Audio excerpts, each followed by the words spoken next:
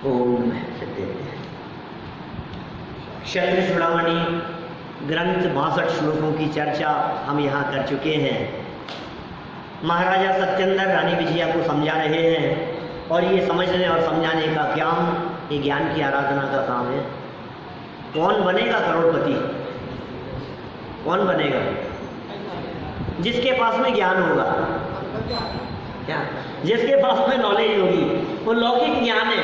हम कह रहे हैं कौन बनेगा केवली, कौन बनेगा परमात्मा, कौन बनेगा तीन लोक का नाथ? जिसके पास में ज्ञान होगा। कौन रहेगा सहज सुखमय शांतिमय? जिसके पास में ज्ञान होगा, जिसके पास में समझ होगी। ये समझ बड़ी गजब की चीज़ है और सत्येंद्र के पास में समझ है, रानी विजया के पास में वो समझ थोड़ी सी कम है। जिसके पास समझ कम है वो आकुलित है और जिसके पास समझ है वो निराकुल है। 63 नंबर श्लोक देखिए। वंश रक्षार्थ राजा सत्येंद्र का प्रयत्न। आगे क्या प्रयत्न कर रहा है राजा सत्येंद्र?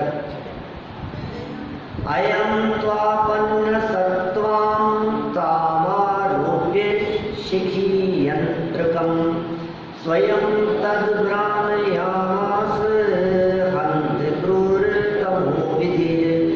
क्या कह रहे?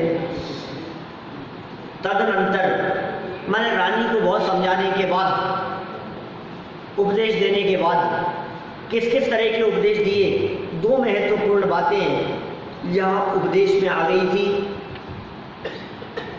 नहीं दो क्यों और ज़्यादा, मैंने कितनी बातें कही उसने। एक बात कही, पुण्य का उदय समाप्त हो जाता है तो पाप का उदय आएगा ही।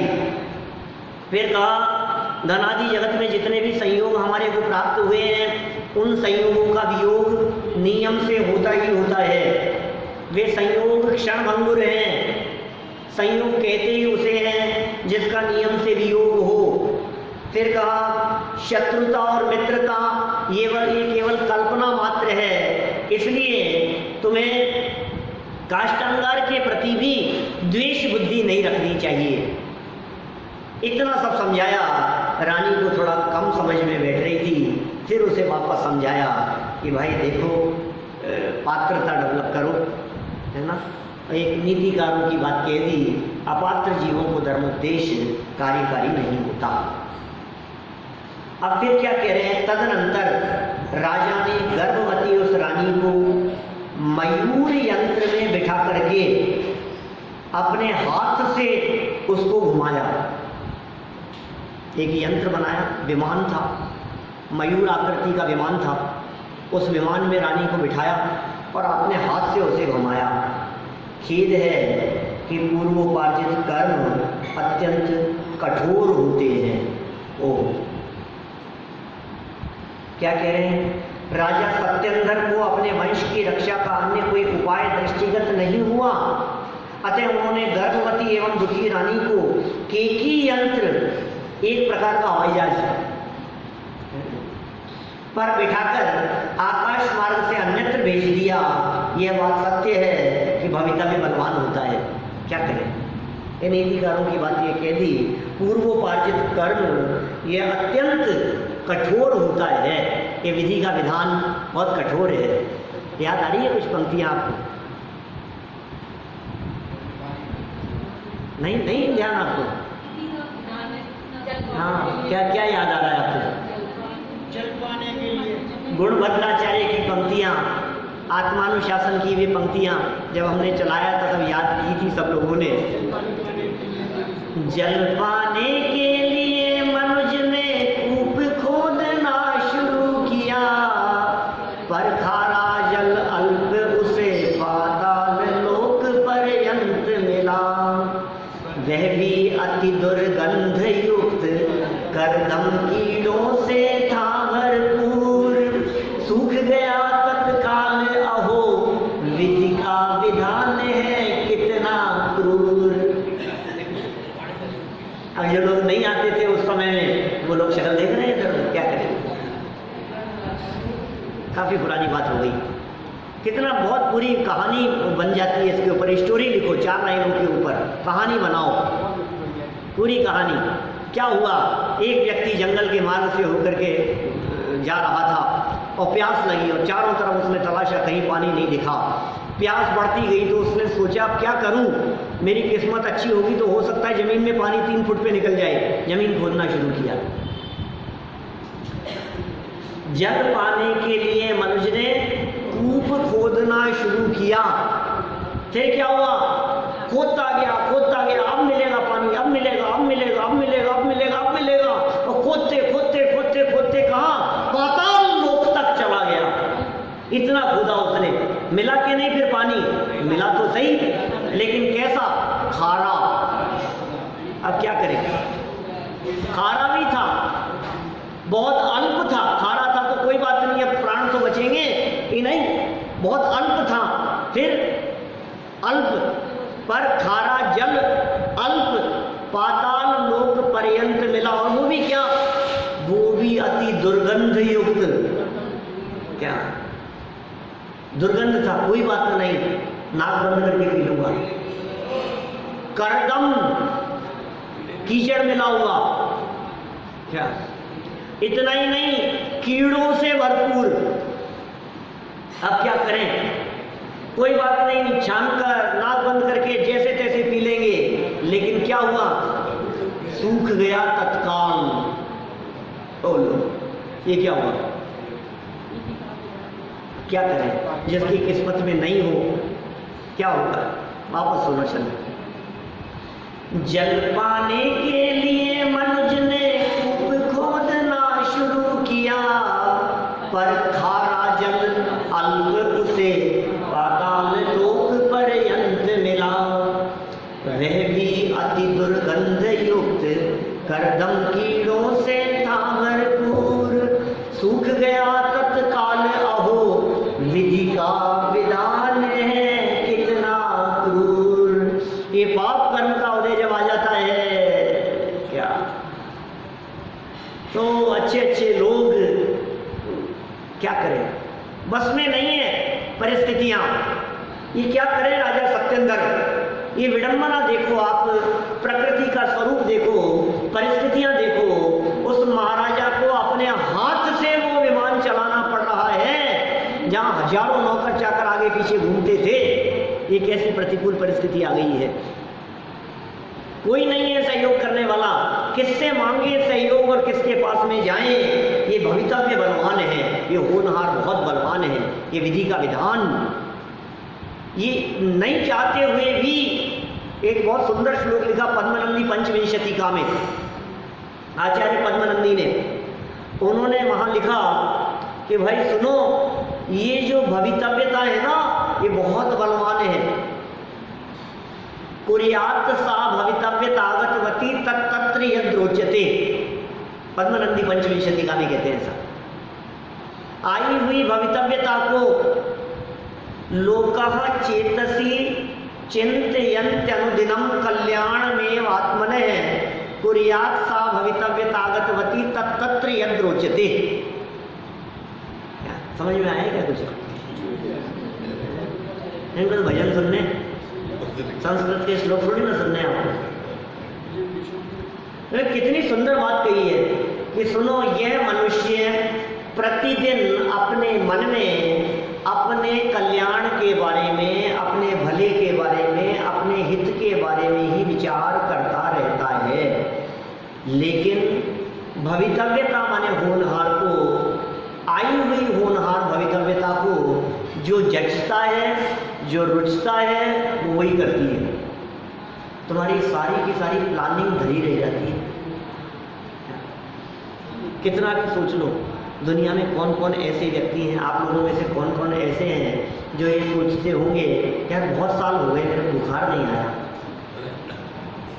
सोचा किसी ने? कब आया था बुखार? क्यों साहब? मुझे तो याद नहीं है आपको बुखार आया है। अजू ये कब आया था बुखार? पर बहुत समय हो गया। तो कभी ऐसा लगता है, कभी आपका ऐसा फील होता है मेरे को कभी फ्रैक्चर नहीं हुआ मेरे कभी। आर्जन को तो एक्सपीरियंस है, मेरे को कभी फ्रैक्चर नहीं हुआ। एक बार एक्सपीरियंस तो होना चाहिए। कभी ऐसा एक्सीडेंट नहीं हुआ, बहुत समय हो गया। ये दांत टूट जाते हैं, सबके सब थोड़े एक आध दो थोड़े से हिलने लगे हैं, एक काम करें सभी बदल ले, कितना अच्छा रहे। आपको आता है ऐसा विकल्प? वो कितने किस्मत वाले हैं, देखो आप कितनी महंगी मशीन लगा रखी है उन्होंने कान में, मैं भी लगाऊंगा, ऐसा आता है विकल्प आपको कभी? लेकिन फिर भी ये सब काम होते हैं या नहीं होते हैं बताओ?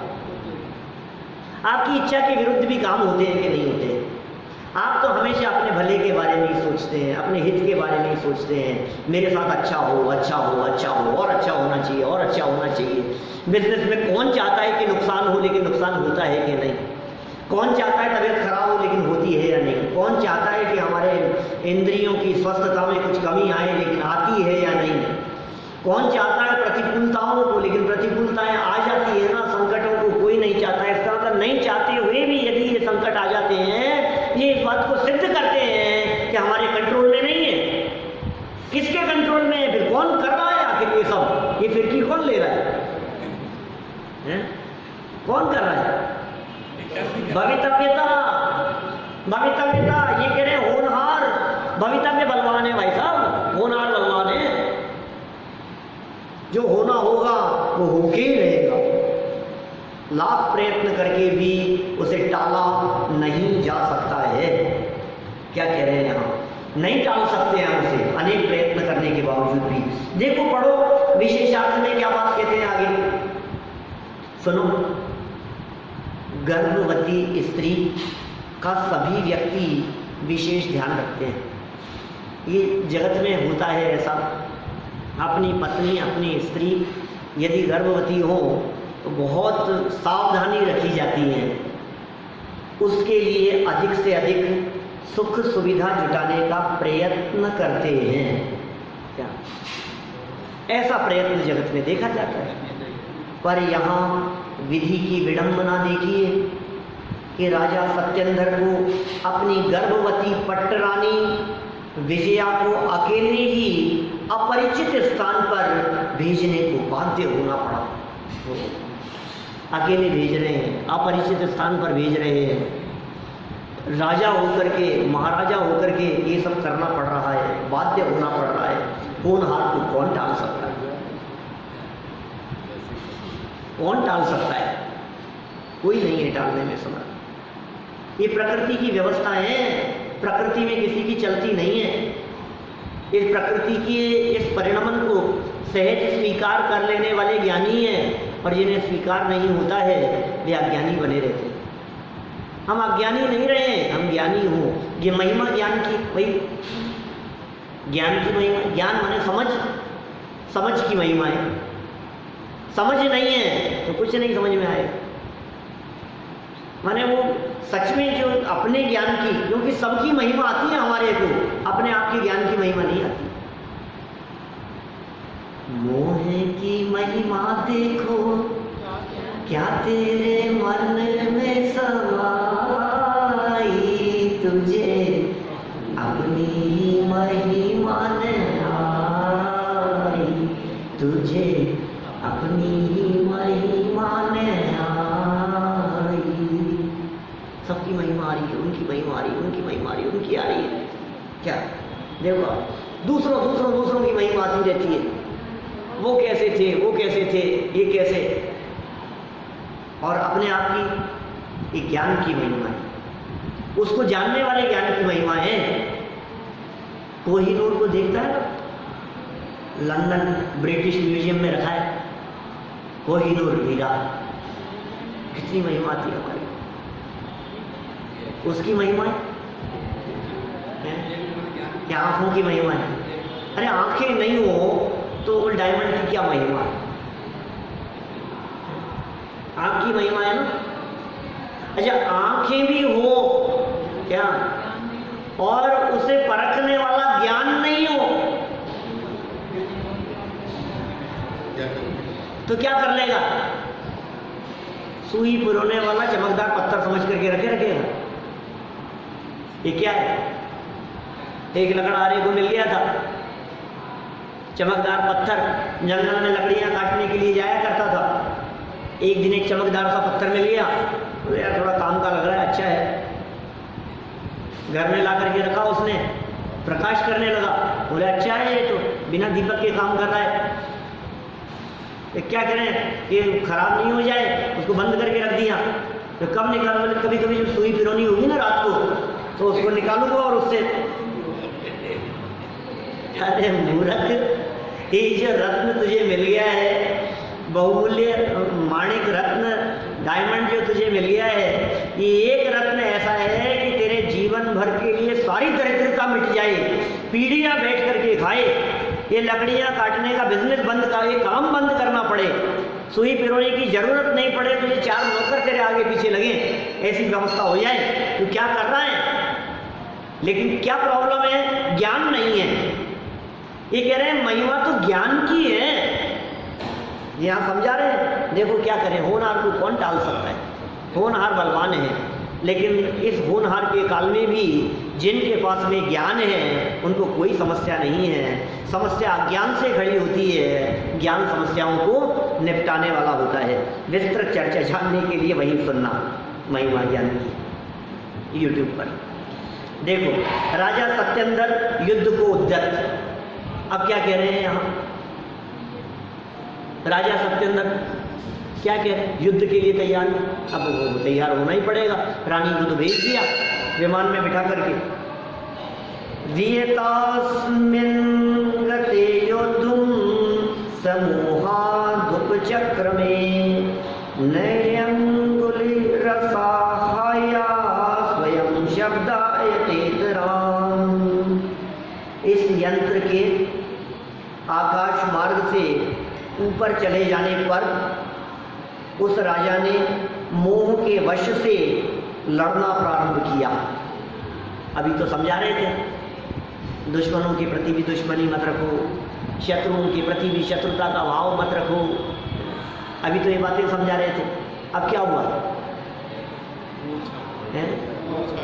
अब कुछ नहीं, अब उनको तो सुरक्षित भेज दिया, अब निपटता हूं इनसे। क्या शांति से काम नहीं चलेगा, लड़ना ही पड़ेगा मेरे को। लेकिन क्या करें, देखो बड़ी विचित्र स्थिति है। एकदम जब मोह हावी होता है, जब कषायें हावी होती है, तो ये जीव लड़ने को तैयार हो जाता है। लेकिन ज्ञानियों के साथ में, समझदार लोगों के साथ में बहुत बड़ी प्रॉब्लम है, बहुत बड़ी समस्या है उनके साथ। क्या समस्या है? उनको लड़ाई 2 जगह करनी है। एक सामने से लड़ाई करनी है और एक अपने आप से लड़ाई करनी है। क्योंकि अपना ज्ञान और अपनी समझ बार बार ये बात कह रही है, मत लड़ यार, क्या लड़ना है, जो होगा हो जाएगा। आए तो लड़ता है। ये कषायें अच्छी नहीं है, इस लड़ाई का फल अच्छा नहीं है। शांति से ही काम निपट जाए तो ही अच्छा है, लड़ाई झगड़े का काम अच्छा नहीं है। अपना ज्ञान बार बार नहीं समझा रहा है, अब सामने वो लड़ रहा है। अब समझो कदाचित हाथापाई भी हो जाए, झगड़ा भी हो रहा है, लड़ रहा है। अब लड़ते लड़ते भी अज्ञानी जीव की तो बुद्धि, दिमाग, कषाय, उसका अज्ञान सब कुछ ये कह रहा है मारूंगा इसको, और ये मारते मारते भी कह रहा है मत मार। अब ये ढीला पड़ रहा है, क्या करें? लड़ भी रहा है। ज्ञानियों के 2 धारा चल रही है। ज्ञानियों का ज्ञान ये कह रहा है लड़ो, कषाय कह रही है। ज्ञानियों की कषाय ये कह रही है कि लड़ो, और ज्ञान ये कह रहा है कि मत लड़ो। क्या करें? 2 धाराएं चल रही है उनके अंदर में। अब देखो यहाँ भी क्या करें, ये युद्ध में वैराग्य हो जाएगा आगे जाकर, ये परिस्थिति बनेगी इसके साथ में। युद्ध करते करते वैराग्य। राजा मधु का प्रसंग सुना होगा आपने, यहाँ राजा सत्येंद्र भी विरक्त हो जाएंगे। अभी क्या चल रही है यहाँ चर्चा? देखो, मोह के वश से लड़ना प्रारंभ किया, युद्ध प्रारंभ हो गया, झगड़ा प्रारंभ हो गया, लड़ना शुरू कर दिया। अत्र नीति निश्चय से अकेली अंगुली अपने आप शब्द को नहीं करती है, अर्थात 2 के बिना अकेले से लड़ाई नहीं होती है। अकेली उंगली, क्या क्या कहा इन्होंने? अकेली उंगली अपने आप शब्द नहीं करती। इस उंगली से कितना भी करो आप, शब्द नहीं कर सकती है अकेली उंगली। लेकिन जैसे ही ये दूसरे के साथ में मिली, आवाज करना शुरू कर दिया। तो ये कह रहे हैं दो के बिना अकेले से लड़ाई नहीं होती, इसलिए जब भी आपकी लड़ाई हो तो काम क्या करो, अकेला छोड़ दो, क्या अकेले हो जाओ। ये समझा रहे हैं यहाँ नीतिकार कह रहे हैं लड़ाई दो के बिना नहीं होती। अब दो जने झगड़ रहे हो पति पत्नी आपस में, तो क्या करो, थोड़ी देर के लिए दूर हो जाओ। क्या जो दोनों सुन रहे हैं वो तो बहुत ही अच्छी बात है जो अकेले सुन रहे हैं वो फिर सारी जिम्मेदारी उन्हीं के ऊपर है। झगड़े को कैसे निपटाया जाए, क्या करें कि उन्होंने झगड़ा शुरू किया, हम कमरे से निकल करके बाहर आ गए, अब लड़ दो अकेले, किससे लड़ रहे हैं। अब अकेले कब तक, अकेले झगड़ा होता ही नहीं है ना, अकेले लड़ाई होती ही नहीं है। तो ये कह रहे हैं अब ये राजा सत्येंद्र भले ही यहाँ अकेले रह गए थे, लेकिन सामने क्या हुआ है? सेना आ गई उसकी लड़ने के लिए। देखो रानी को आकाश मार्ग से अन्यत्र भेजने के पश्चात राजा सत्येंद्र भी रानी को भेज दिया। तो राजा सत्येंद्र भी, पीछे एक चित्र था बहुत अच्छा, आपने ध्यान नहीं दिया, आकाश मार्ग से विदा करने वाला चित्र था ये, अच्छे अच्छे चित्र दिए बीच बीच में। स्वयं ने घुमा दिया विमान को और विमान में बिठा करके रानी विजया को उठा करके चलो भेज दिया। अब देखो क्या हुआ, आकाश मार्ग से अन्यत्र भेजने के पश्चात राजा सत्येंद्र भी अपनी प्रतिष्ठा के रक्षार्थ, देखो अब मोह हावी हो गया, चारित्र मोह हावी हो गया, प्रतिष्ठा की रक्षा के लिए मोहवश युद्ध को उद्यत हुए। लड़ूंगा नहीं, भाग जाऊंगा तो लोग क्या कहेंगे, पीछे से तो उसको राज्य करना ही है। और राजा होकर के भी उनका क्षत्रिय का क्षत्रियत्व पना जागृत हो गया, युद्ध करने के लिए तैयार हो गए, जो होगा देखेंगे और इसको तो मजा चखा के रहेंगे। काष्टांगार को है तो मंत्री ही ना, सेनापति तो है अपना, कोई बात नहीं। यह सत्य है कि एक उंगली से चुटकी नहीं बजती, एक से नहीं बजती, तो क्या करें। विशेषार्थ देखो, रानी के आकाश मार्ग से चले जाने के पश्चात राजा सत्येंद्र राज्य लोभ और अपनी प्रतिष्ठा, राज्य का लोभ और अपनी प्रतिष्ठा तथा मान के रक्षार्थ मोहवश काष्टांगार के द्वारा भेजी गई अपनी ही सेना से युद्ध करने लगे। ओहो, क्या परिस्थिति बन गई भाई, अपनी सेना से युद्ध करने लग गए।